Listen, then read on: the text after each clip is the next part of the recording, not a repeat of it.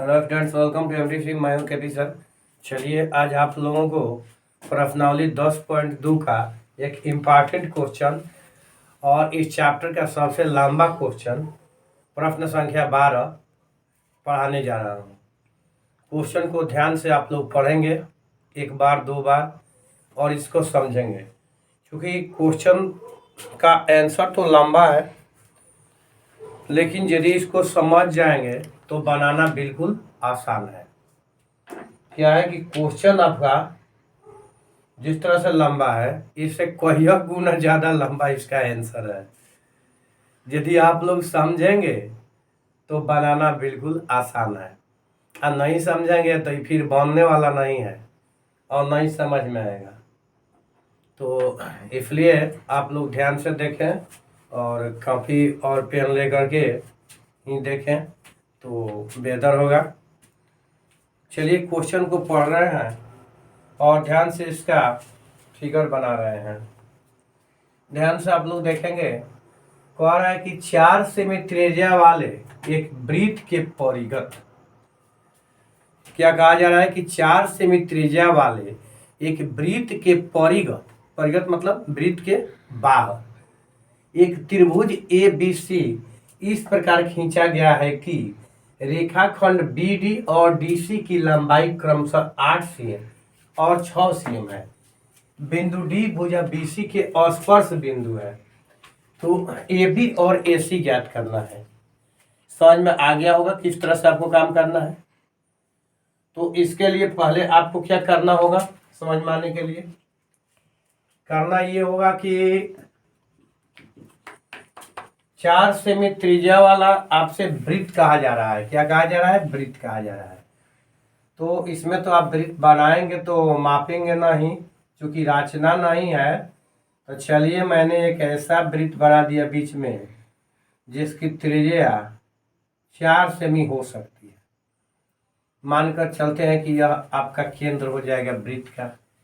अब 4 सेमी इसकी कहीं ना कहीं त्रिज्या होगी, जिसे बाद में हम शो करेंगे, त्रिज्या को बाद में शो करेंगे। क्या कह रहा है कि इसके परिघत, परिघत मतलब बाहर से इसके ऐसे यदि खींच दीजिएगा तो परिघत हो जाएगा। अब परिघत आपको क्या बनाना है? एक त्रिभुज बनाना है। परिघत एक त्रिभुज बनाना है। तो चलिए इसको स्पर्श से रेखा होना चाहिए। कहा जा रहा है इधर उधर, तो इधर आ जा आराम से। हाँ देखिए तो आराम से आ गया। ये आपका अभी तक क्या कि 4 सेमी का आपका त्रिज्या है। त्रिज्या में डिनोटेड नहीं किया है। इसके परिघत एक त्रिभुज ABC खींच दिए। रेखाखंड BC, B और D। देखिए ABC आप कहीं से खींच सकते हैं, कोई आपको दिक्कत नहीं है। आप लोग यहाँ से भी ABC खींच सकते हैं, यहाँ से भी खींच सकते हैं। चलिए सुविधा के दृष्टि से हमने यहाँ से ही ABC खींच दिया। अब क्या कीजिएगा कि D कह रहा है कि BC के स्पर्श बिंदु है। मान लीजिए D आपका यहाँ है, तो ये BC का स्पर्श बिंदु हो जाएगा। इसके बाद में क्या क्या दिया है, तो BD क्रमशः के मतलब लगातार होता है, तो BD 8 सेमी हो जाएगा आपका। BD हो गया 8 cm और DC कितना हो गया? 6 cm हो गया। 8 cm और 6 cm हो गया। अब कह रहा है कि BC के स्पर्श बिंदु AB और AC कितना होगा आपको बताना है। AB और AC कितना होगा? तो एक चीज तो आप कहीं कर ही सकते हैं कि जैसे कि BC का स्पर्श बिंदु D है और इस तरह से भुजा AC का वृत्त से स्पर्श बिंदु E है और इसका स्पर्श बिंदु यदि मान लेते हैं कि F है, तो ध्यान दीजिएगा एक चीज तो आप कर ही सकते हैं। जैसे कि ये वृत्त के बाह्य बिंदु B है, तो आप लोग थ्योरम पढ़े हैं कि किसी बाहरी बिंदु से वृत्त पर खींची गई स्पर्श रेखाओं की लंबाइयां समान होती है। ये आपका 10.2 प्रमेय होगा। तो ये जो है, ये आपका जितना ये है 8 सेमी, उतना ही ये भी आप लोग लिख सकते हैं कि BF भी आपका 8 cm हो जाएगा। उस प्रकार से यहाँ से निकालिएगा तो ये भी आपका 6 cm हो जाएगा, यानी CE। और ये जो दिया है आपको कितना दिया है, 4 cm दिया है। तो ये वृत्त की त्रिज्या समान लंबाई की होती है, तो ये सब 4-4 cm का हो जाएगा जितना है। अब इसके बाद में आपको ये निकालना है, तो ये दोनों बराबर होगा, x होगा। तो यदि एगो x होगा तो दोनों एक दूसरा का भी x होगा, यानी a ही बराबर यदि x मानते हैं तो AF बराबर भी x ही होगा। a ही बराबर x मानते हैं तो AF बराबर भी x ही होगा। तो इसमें हम लिख लेंगे कि मान लिया। अब इस ध्यान दीजिएगा कि आपको x का वैल्यू निकालना है। आप लोग x का जब वैल्यू निकालने के लिए सोचेंगे तो आपके पास कोई विकल्प आता है या मेरे पास कोई विकल्प आता है, तो हमको तो इस यहाँ पर विकल्प एक यही दिख रहा है कि इसको क्या करते हैं, मिला देते हैं। तो इसमें क्या कीजिएगा कि जैसे कि ये U हो जाएगा, आपका केंद्र बिंदु हो जाएगा, तो ऐसा करते हैं कि पहले मिला देते हैं तो अब लिखेंगे। जैसे कि मान लीजिए कि मैंने इसको मिला दिया और फिर इसको मिला दिया और इसको मिला दिया। अब इसको कहीं भी हम O लिख देंगे तो ये O क्या हो जाएगा, वृत्त का केंद्र हो जाएगा। वो आपका वृत्त का केंद्र हो जाएगा। जब ये केंद्र हो जाएगा तो देखिएगा कि आपका कैगो BOC एगो त्रिभुज हो गया, इधर से AOC दो गो त्रिभुज हो गया, इधर से AOB तीन गो त्रिभुज हो गया। तो तीनों त्रिभुज के क्षेत्रफल का यदि योग करेंगे तो पूरे त्रिभुज के क्षेत्रफल प्राप्त हो जाएगा। तो ये जो है आपका ऊंचाई हो जाएगा ना, काय हो जाएगा ऊंचाई, इसलिए कि BC स्पर्श रेखा है और D स्पर्श बिंदु है। तो स्पर्श रेखा जिस बिंदु पर स्पर्श करती है वृत्त को, उस बिंदु से होकर जाने वाली त्रिज्या रेखा पर लंब होती है। मतलब BC आपका स्पर्श रेखा हो गया, बिंदु D पर स्पर्श कर रहा है, तो D से जो त्रिज्या जाएगी तो क्या होगा, D से जो बिंदु जा रही है रेखा वो केंद्र से होकर जाती है, तो परिधि से जो रेखा केंद्र तक जाएगी उसको त्रिज्या कहते हैं। तो यह आपका त्रिज्या हो जाएगा। तो त्रिज्या दिया भी है तो ये त्रिज्या हो गया, तो त्रिज्या हो गया, ये स्पर्श रेखा हो गया। तो स्पर्श बिंदु पर लंब होगी यानी 90 डिग्री का कोण बनाएगी। तो जब 90 डिग्री का कोण बना देगी तो BC आधार हो जाएगा और OD ऊंचाई हो जाएगा। BC आधार हो जाएगा और OD ऊंचाई हो जाएगा। तो यदि इस तरह से आप त्रिभुज BOC में आधार और ऊंचाई देख लिए तो एक चीज ध्यान देना है कि त्रिभुज BOC का क्षेत्रफल तो ज्ञात कर सकते हैं, क्योंकि त्रिभुज BOC का क्षेत्रफल हो जाएगा 1/2 गुने आधार गुना ऊंचाई। यदि किसी त्रिभुज के आधार और ऊंचाई दोनों ज्ञात हो तो उसका क्षेत्रफल ज्ञात करने के लिए क्या करते हैं, 1/2 गुना आधार गुना ऊंचाई, तो त्रिभुज का क्षेत्रफल निकल जाएगा। कोई सी बड़ी बात नहीं है, आप त्रिभुज का क्षेत्रफल निकाल सकते हैं। अब इस तरफ देखिए कितने त्रिभुज हो जाएगा, 1 2 3 त्रिभुज है, तो तीनों त्रिभुज का क्षेत्रफल हो जाएगा। अब यदि आप चाहेंगे तो एक बार भी निकाल सकते हैं अलग अलग, तो अलग अलग निकालेंगे तो थोड़ा लंबा होगा, इसलिए मैं एक ही बार निकालने के लिए कोशिश कर रहा हूँ। तो ऐसे में यदि आप एक बार निकालना चाहते हैं तो पहले तो आप निकाल लेंगे कि AB कितना होगा, यानी भुजा AB की लंबाई कितनी होगी, तो 8 + x हो जाएगा AB। चलिए BC कितनी हो जाएगी, तो 8 + 6 यानी 14 cm हो गया BC। AC कितनी हो जाएगी, AC तो AC आपका हो गया x + 6, ये AC हो गया। भुजा तो निकल गया, तो पूरे त्रिभुज का भुजा निकला ना। तो अब क्या निकालेंगे, S निकालेंगे। S बराबर क्या होता है, S को अर्ध परिमाप बोलते हैं। क्या बोलते हैं, अर्ध परिमाप बोलते हैं। तो AB + BC + सी है, अब बाटा में हो जाएगा 2। तो ए बी देखिए आपका कितना आया है, ए बी 8 प्लस एक्स, अब प्लस बी सी 14, अब प्लस ए सी कितना आया है, एक्स प्लस 6, अब बाटा में हो गया 2। तो कितना हो गया 8 16 सॉरी 4 गो 14 गो और 6 गो 20 गो 8 गो 28 गो।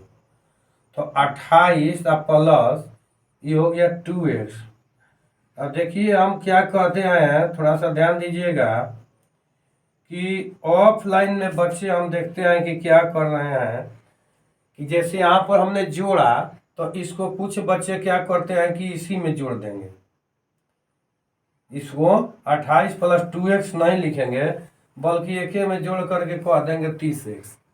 ऐसा आप लोग नहीं करेंगे, नहीं तो गलत हो जाएगा। तब आप लोग क्या करेंगे, इसको इतना ही पर छोड़ देंगे। अब देखिए इसमें से 2 चाहेंगे तो कॉमन निकाल सकते हैं क्योंकि नीचे 2 है, और यहाँ पर देखिए 28 भी 2 से कट जाएगा, और यहाँ पर भी आपका 2 है। तो हम जब यहाँ से 2 निकाल लेते हैं तो चलिए ना, थोड़ा सा क्वेश्चन ये बढ़ा जाएगा, इसलिए आपको यहीं पर हम सॉल्व कर देते हैं, उसमें दूसरा कर देंगे। तो इसमें आपका हो गया इसलिए x बराबर, यहाँ से ध्यान दीजिएगा कि 2 जब कॉमन निकाल लेंगे तो ये 14 हो जाएगा, अब प्लस x हो जाएगा, बाटा में 2 है। अब 2 से 2 कैंसिल हो गया तो ये 14 प्लस x आपका हो। अब ये s का वैल्यू निकल गया।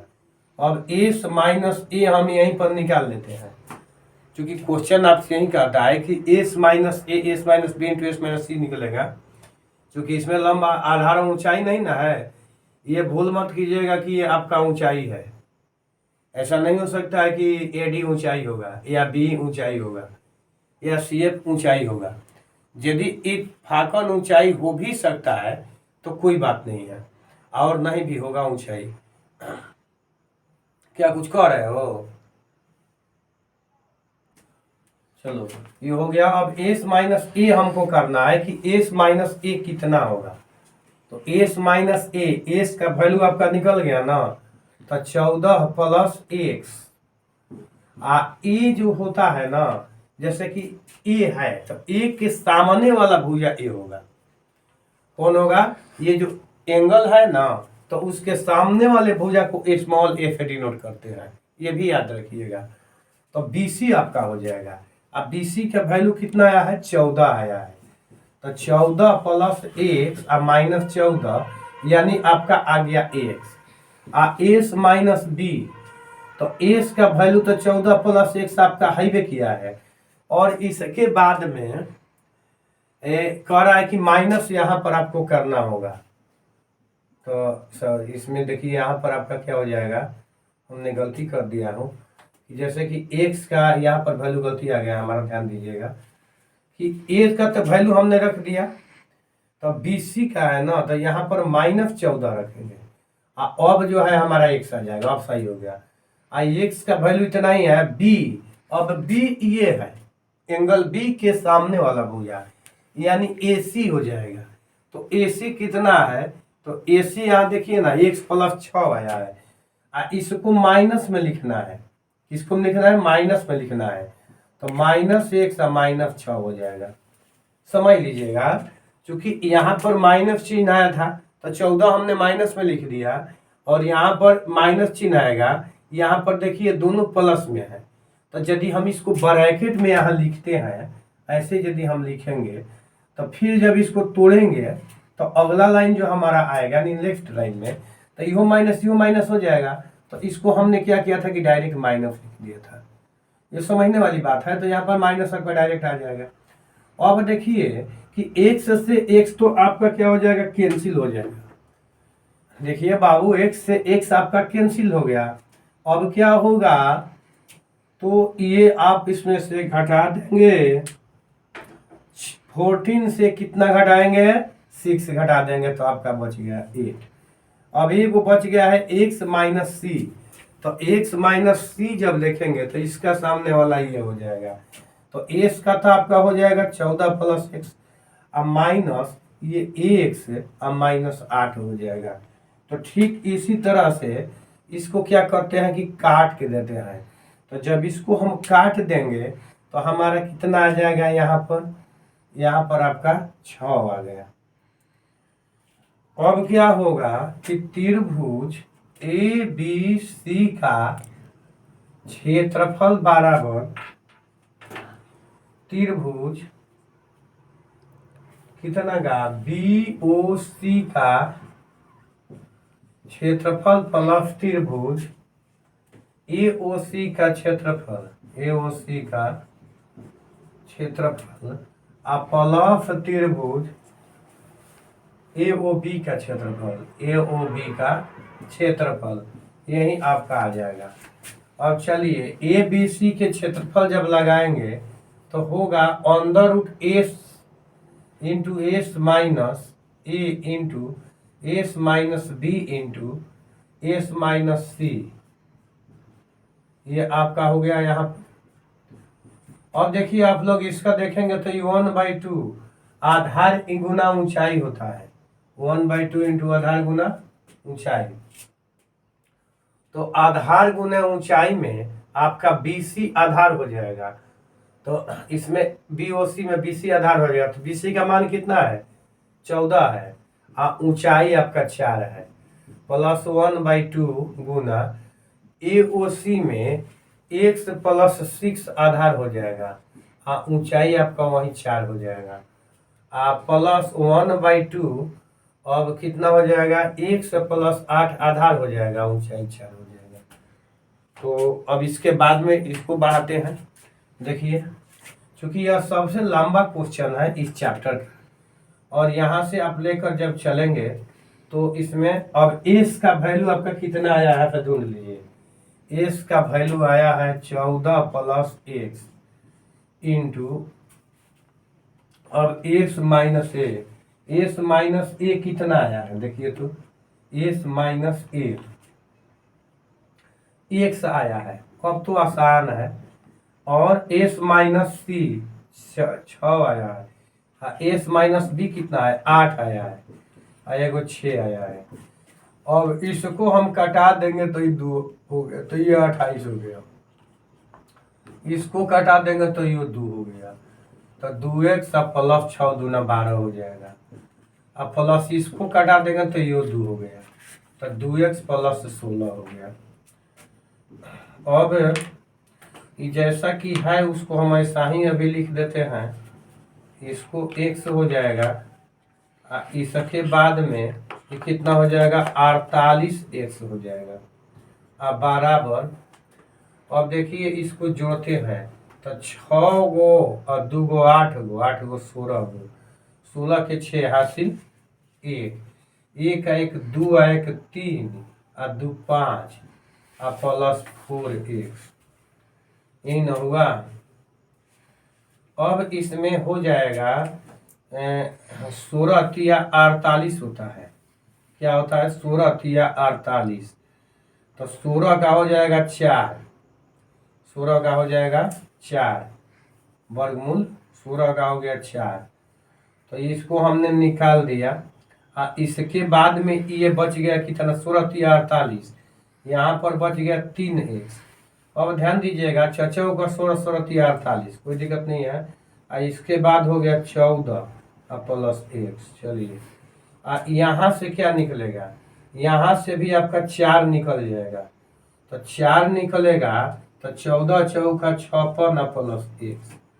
अब ध्यान दीजिएगा कि ये 4 जो आपका आ गया, तो ये 4 से 4 कैंसिल हो जाएगा, तो ये कट गया, ये भी कट गया। तो अब जो बच गया उसके लिए क्या करेंगे, दोनों ओर वर्ग करने पर, दोनों ओर वर्ग करने पर। अब देखिएगा यहाँ से जब वर्ग कीजिएगा तो इसका ये स्क्वायर रूटवा हट जाएगा, तो ये हो गया 14 प्लस x हो गया। इधर से वर्ग कीजिएगा तो आपका हो गया x स्क्वायर प्लस 14 दूनी 28x, एक बाद में प्लस 14 के स्क्वायर 194, सॉरी 196 ना, 14 के स्क्वायर 196 होगा। अब इसको क्या कीजिएगा तो ये हो गया 3x के स्क्वायर और माइनस में आपका हो गया, सॉरी प्लस में 14×42x अब बराबर x square plus 28x plus 196।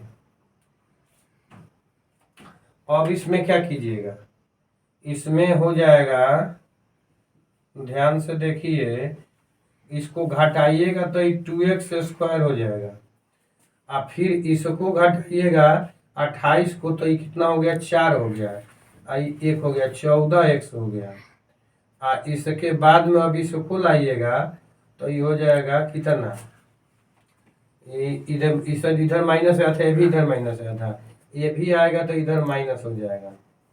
तो यदि उधर इसको रखते हैं तो ये 196 है, 196।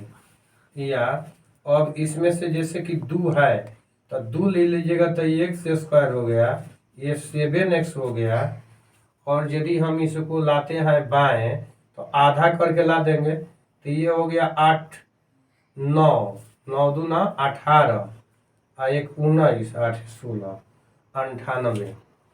अब क्या कीजिएगा कि इसको बराबर में तो 0 हो गया, अब इसका खंड कर सकते हैं, क्या कर सकते हैं, खंड कर सकते हैं। तो खंड करेंगे तो कितना होगा, तो इसमें देख लीजिए 14 5 17 14 6 84 14 7 98। तो आपका कितना हो गया कि एक्स स्क्वायर प्लस 14x, थोड़ा सा इसको छोटा लिखना पड़ेगा जी, तो इसमें हो जाएगा, डायरेक्ट कर दें तो 14 7 98, चलिए छोड़ देते हैं, डायरेक्ट नहीं कर, एक्स स्क्वायर प्लस 14x, यहाँ आपका हो जाएगा 14x, इसके बाद माइनस हो जाएगा 7x, तो हो गया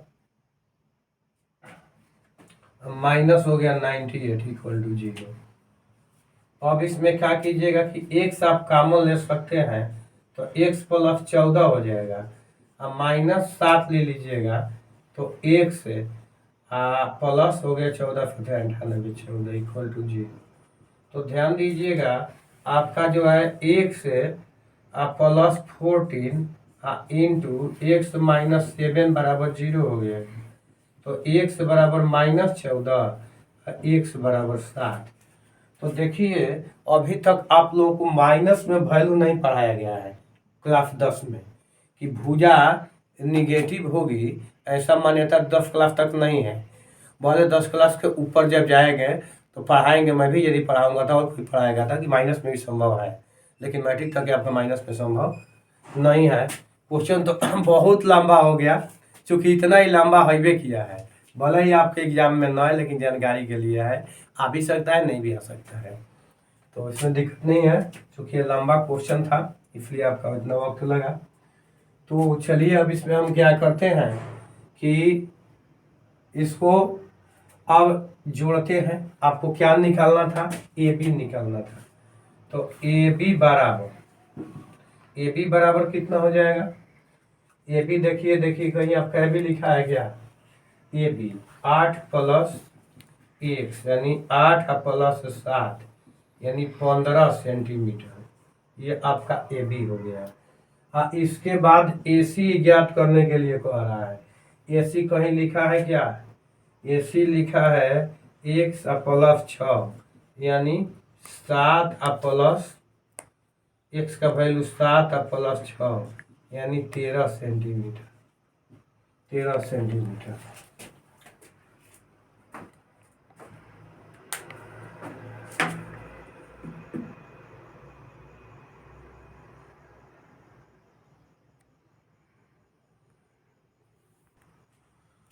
तो चलिए आप लोगों से हम नेक्स्ट वीडियो में मिलते हैं, क्योंकि इतना ना लंबा क्वेश्चन था कि आपके यहीं लगता है हमको कि 25 मिनट 20 मिनट से ज़्यादा पार कर गया होगा। तो ये क्वेश्चन इस तरह के होते हैं, कभी कभी एक आध दो चैप्टर में इस तरह से क्वेश्चन मिल जाते हैं। चलिए अब आप लोगों से नेक्स्ट वीडियो में मिलते हैं।